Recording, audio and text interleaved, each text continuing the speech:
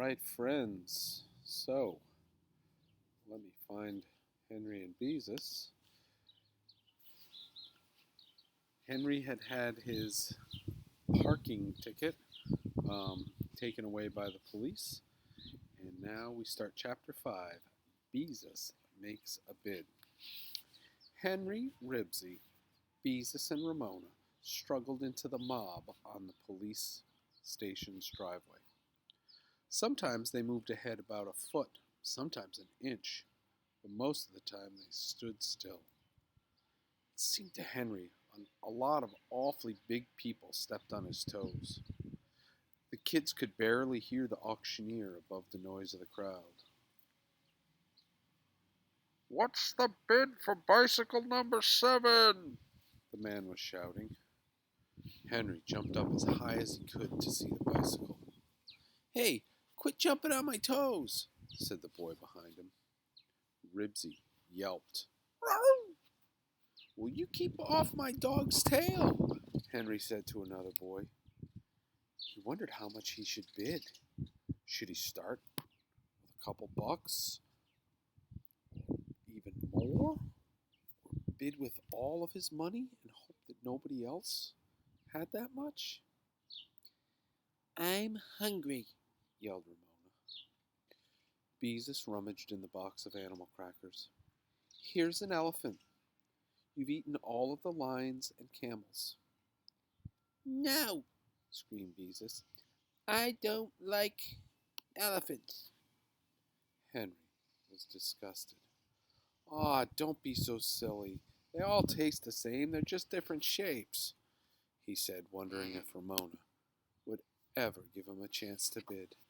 "They all taste alike." "I don't like elephants," Ramona screamed again, looking as if she were going to cry. "Oh, all right." Beezus pawed through the box of cookies again.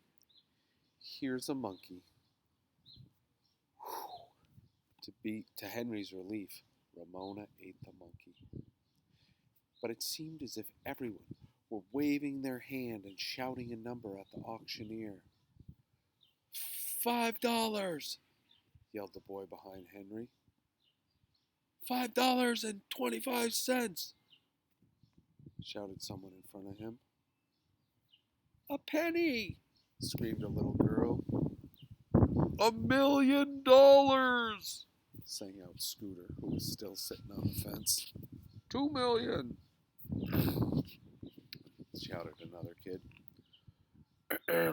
"Quiet, everybody," roared the auctioneer, mopping his face with a handkerchief. "I've been running auctions for 20 years, and I've never seen anything like this. We have 50 bikes to sell, and we don't want to take all day. We don't have time for any of that funny business. Now, what's the bid for this bicycle?" $4 for that boy on the fence. $4.50. $4.75. $5. $5.50. $5.50 once. $5.50. $6. Only 50 items, when the paper had said 100. It seemed to Henry that his chance of getting a bike was getting smaller by the minute.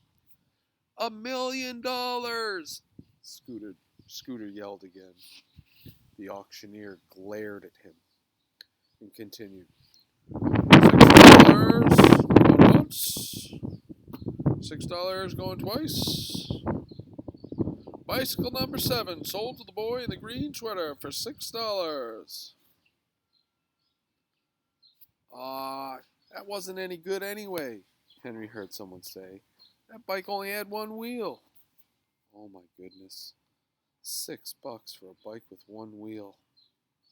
"I wonder how much a bike with 2 wheels is going to cost me," Henry said to Beezus. "Maybe the people with the most money will get bikes and go home, and then the kids who haven't much will have a chance," suggested Beezus. "Oh, I guess we'll stick around and see," said Henry. The next item the auctioneer held up was a tiny little tricycle. Henry was disgusted. The newspaper article had not said anything about tricycles. Stop fussing, Ramona, said Beezus. I know you can't see anything, but pretty soon Henry will get a bike, and then we can go home. Ramona began to pound on Ribsy's back with her fists. The dog looked around for a way to escape. There were too many people.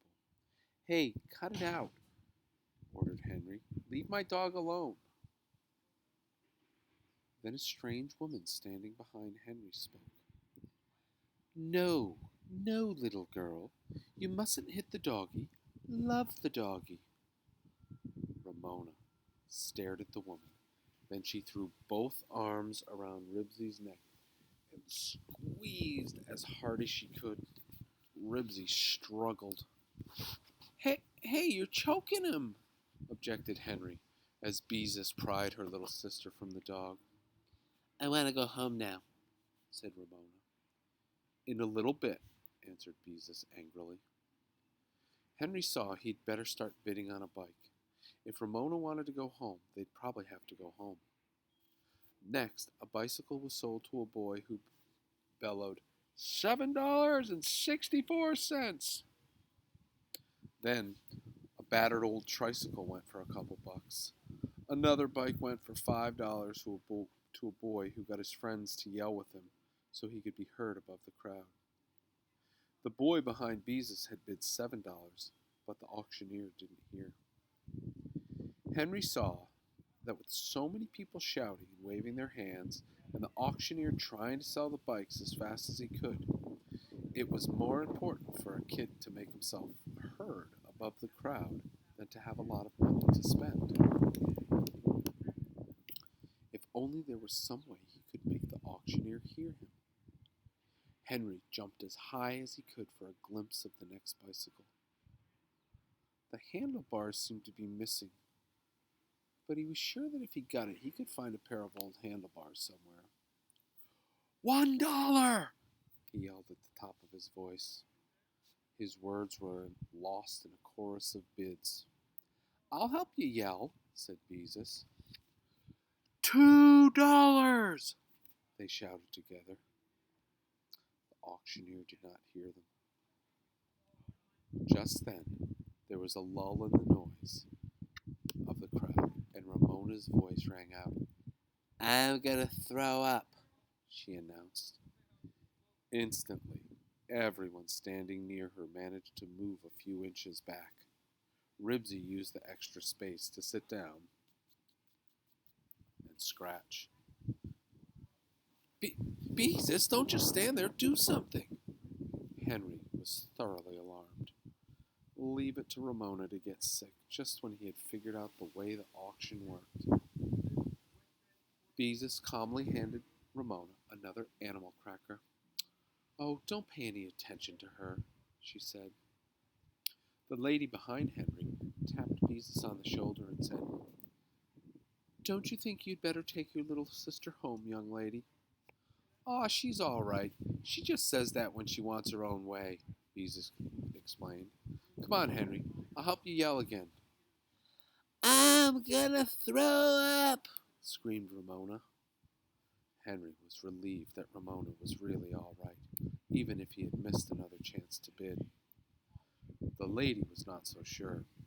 Again, she tapped Beezus on the shoulder. I think you'd better take your sister home, young lady. Maybe she isn't feeling so well. Ramona beamed. Beezus and Henry exchanged unhappy looks. It looked as if Ramona was going to get her own way. She usually did. Come with me, said the lady firmly. I'll help you guys get through the crowd. Honestly, she's all right, protested Beezus. She's just saying that. Yeah, she's okay, Henry agreed. Beezus ought to know. There must be some way to keep Ramona from getting her own way. But the lady didn't seem to hear. Take my hand, little girl, she said, as if she meant to be obeyed. Come on, children. The people who were standing near them were still eyeing Ramona uneasily and were glad to to make a path to let them through. Nobody wanted to be around if she really did get sick. Ah, why couldn't this lady leave him alone? Henry didn't see how he could bear to move away from the auctioneer when it had been such hard work to get through the crowd. For a minute he thought, I won't leave. If he let Beezus and Ramona go alone, maybe he'd get another chance to shout out a bid. Oh, but still, his mom had said he had to take Beezus with him, so maybe they better stay together. He didn't want to get in trouble when he got home. Excuse me, people, will you let us through, please? This little girl is not feeling well, the lady repeated over and over again. The crowd, pleased to see that someone was leaving, let them through. Henry begrudged every step that took him further away from the auctioneer. At last they reached the sidewalk. There you are, said the lady cheerfully. Run along now and tell your mom she'd better put your little sister to bed. Then she turned and made her way back into the crowd. Oh, there they were, all right. Disgusted, Henry turned on Ramona. Now see what you did, Ramona? How am I going to bid on a bike when we can't even hear the auctioneer way out here? I want to go home, said Ramona.